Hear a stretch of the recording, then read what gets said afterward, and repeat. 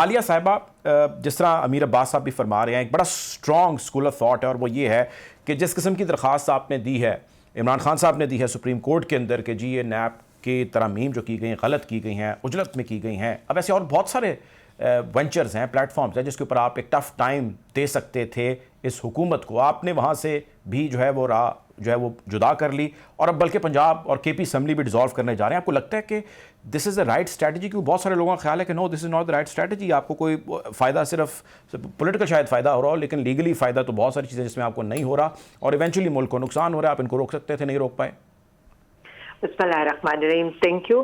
سب سے پہلے تو میں یہ کہوں گی یہ ان لوگوں کا پوائنٹ آف ویو تو ہو سکتا ہے، لیکن جس طرح سے امیر عباس صاحب نے بات کی تھی، میں تو صرف اتنا کہوں گی کیا ہمارے پاس وہ اس وقت لیجسلیشن روکنے کے لیے وہ اسٹرینتھ موجود تھی کہ ہم نیب کی ترامیم کو روک سکتے؟ نہیں. انہوں نے کہا کہ نہیں. پہلا سوال وہی میں بتا رہی ہوں نا، پہلا سوال تو یہی ہونا چاہیے تھا کہ وہ نہیں تھی.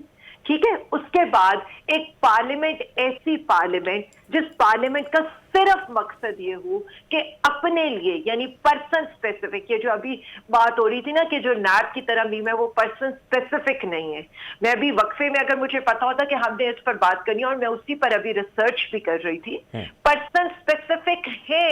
پرسن اسپیسیفک یہ تھی وہ کون سی کلوز آئے جس میں مریم نواز کو ریلیف دیا جائے، وہ کون سی کلوز آئے جس میں نواز شریف کو ریلیف دیا جائے، وہ کون سی کلوز آئے جس میں آصف علی زرداری کو ریلیف دیا جائے، یا باقی 50 لوگ جو ان کے آگے بیٹھے ہوئے ہیں ان کو ریلیف دیا جائے. اور ایسا نہ صرف کیا گیا بلکہ ہوا.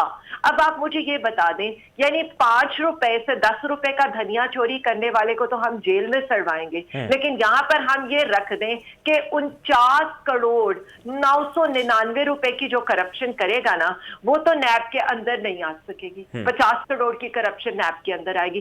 پھر ہم یہ کہیں کہ جو یہ ساری کک بیکس لینے والے، منی لانڈرنگ کرنے والے، میٹرو کے اوپر اپنے سارے کیسز جو ان کے اوپر آشیانہ لے لے، سستی روٹی لے لے، کیا کیا ان لوگوں نے لوٹ مار نہیں کی ہے، یعنی وہ سارے کیسز کو آپ لپیٹیں اور لپیٹ کر کبھی ایل ڈی اے کی آگ میں جلا دیں، کبھی نیب ترامیم کے اس میں کر کے آپ ان کو سب کو معاف کرا دیں. آپ مجھے یہ بتا دیں اسحاق ڈار کس کے سمراٹ ہیں، رانا ثناء اللہ کس کے سمراٹ ہیں، شہباز شریف کے یہ جو جتنے بھی کیسز معاف ہوئے یہ انہیں ترامیم کے سمراٹ ہیں نا.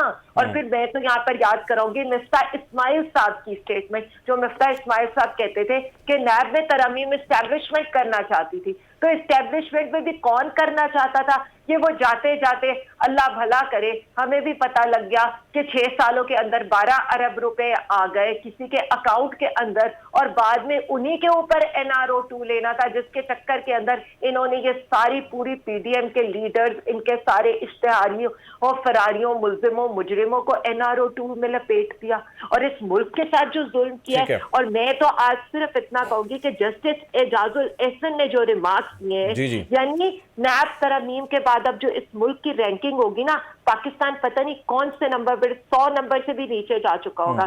یعنی پراپر سسٹم کو یہاں پر تباہ کیا جا رہا ہے جسے انہوں نے نام دیا ہے پارلیمنٹری کیچر کا.